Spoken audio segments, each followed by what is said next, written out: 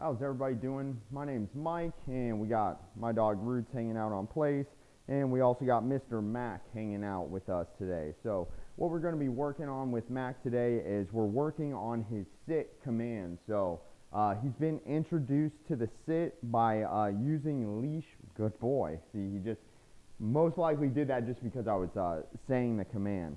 So what happens is we go from the leash pressure we were giving the dog outside to in the home. Now when I want to teach a dog how to sit, what I do is give him some leash pressure, and that signals for him to go ahead and do the sit command.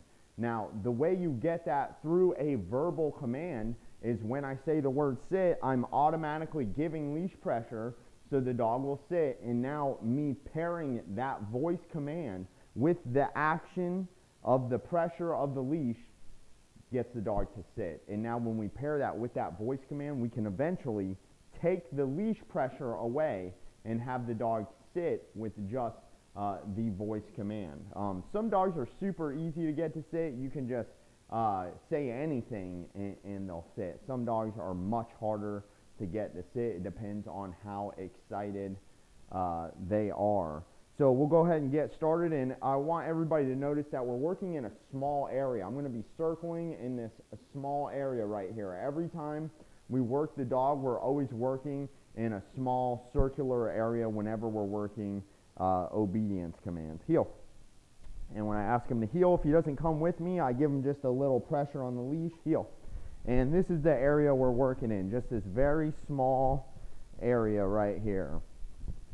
Sit, and I give him leash pressure. Good boy, good sit. So I give him affection, verbal affection for doing the command I ask him to do. And if we want him to stay in the sit, we don't say stay, we'll repeat the command sit. Good boy, good sit. If we ask them to stay, what are we asking them to do? We're asking them to stay sitting. So it's actually much more simple to ask the dog to keep sitting by repeating the command sit. Good sit. Good boy. Good sit. Heel. Sit. Good boy. Good job. Heel. Heel. So I give him a little correction for looking at my dog. Sit. Good boy. So he just started this yesterday. Sit. And the leash pressure was very necessary yesterday for him. Today, hey, sit. So if they try to itch like that, we tell them to sit again. We stop them from doing that because they're actually trying to itch the collar off, or the next thing is they'll itch and then they're going to stand up. So they'll break the sit. So when you ask them to sit, it's important that they don't do something else, that they just remain sitting. Heel. Sit. Good boy. Good sit, buddy. So if he does what we want, we give him affection. It's important to reward him on time, just like correcting him on time. Heel. And so when he goes to get ahead of me while we're walking in this circle here, if he goes to get ahead of me, I'm just using my fingers to just tug up on the leash.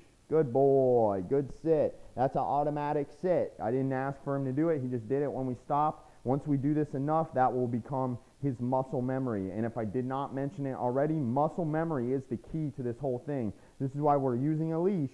If I can get the dog to realize I want him to sit every time we stop, that will just become part of his body's movement. When he stops, his body will just want to sit, simply because that's a habit we've now gotten him into. Heel. Sit. So, see that pressure? There you go. So then there's no reward for that since I had to give him the pressure. Heel. And what I can do next time is actually next time I want to tell him no and give him the pressure. Sit. Good boy. Good sit. And then he realizes, okay, when my butt goes to the ground, I get affection. Heel. Sit. No. Sit. So no, correction, direction. That's what gets them to learn the meaning of no. When he doesn't do what I ask, I'll say no, and then give him the leash pressure and ask him to sit again. Heel. We only want to say sit one time, and that's because if we ask them to do it more than once, they'll believe that that is the way we want them to do it. Sit. Good boy. So we want to ask them one time. If you feel like you have to say it a second time, then what you need to do is correct the dog for not sitting. Heel. Sit. No. Sit. Heel. Sit. No. Sit. Heel. Sit. Good boy. Good sit. Good sit. Heel. See how it takes him a couple times to get corrected, and then through the correction we get compliance. Sit.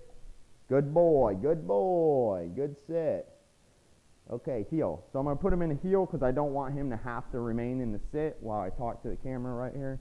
So that was good. We don't want to work him. Good boy. See, automatic sit. We don't want to work him too much in one day. We want to give him, we want to have him learn something new and be kind of moving forward in training. We don't want him to plateau. And see, he's okay to itch now because I didn't put him in that sit. If we put him in the sit, we have to also release them from the sit. So what we're doing is we're giving the dog a job all the time now. When he's walking with me, he's at heel. When we stop, he's at sit. So those commands are what we're using to give him a job all the time.